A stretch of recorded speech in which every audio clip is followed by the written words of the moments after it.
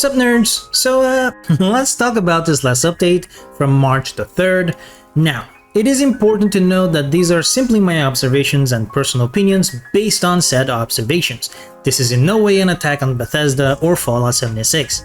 Anyway, I was looking forward to the new season and update, cause I usually get to update a few of my collection videos, but not this time.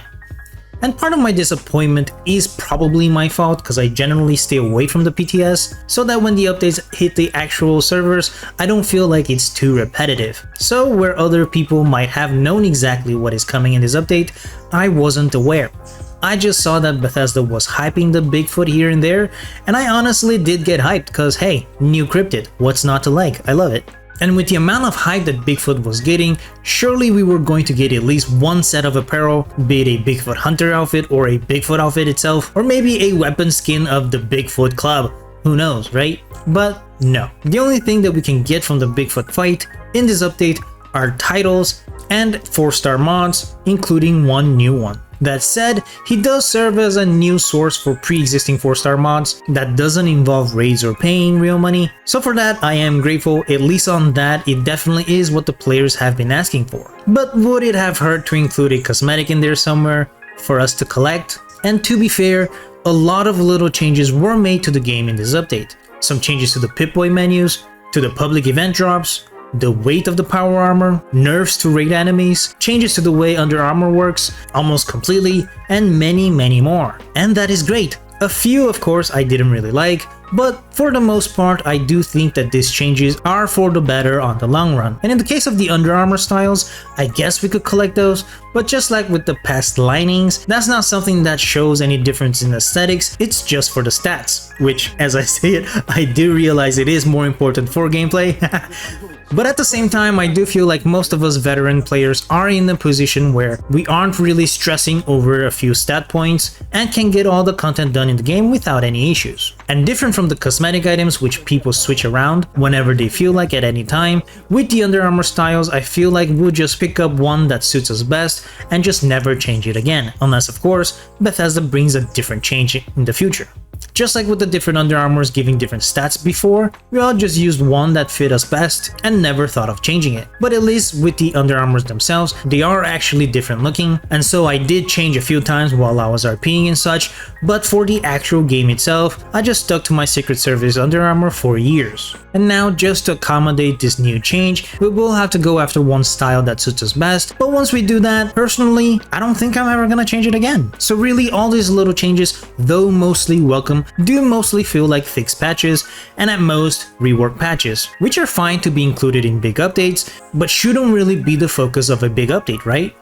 Other online games do this kind of adjustment patches periodically, sometimes monthly, sometimes weekly, and though they do coincide with big content updates, they don't take the place of these content updates. But here in Fallout 76, with this new season update, with the highly anticipated Bigfoot inclusion, I can't help but have expected actual content and not just adjustments. We didn't get any new quests, we didn't get any new public events that were tied to Bigfoot. He was just slapped in there with a 33% chance to appear after select few pre-existing public events. And to a certain point, I do understand most players don't tend to participate in a lot of these older public events just because we already got everything from them and there are just no incentive to do them again repeatedly. But I don't think that putting a chance for the Bigfoot to appear afterwards makes the events any more relevant than they were before. People are still bored of these events and still not caring about what we can get from these specific events. And a lot of them aren't even shooting or actively participating, they're just waiting around for the other players to finish the event so that they can get a shot at the Bigfoot and a chance for that 4-star mod. And every time I complain a little in my videos, a lot of people do come at me to defend Bethesda tooth and nail, saying that it has always been like that and that we should be thankful for whatever we get. But just think back to all the previous cryptids that were included and how they were included.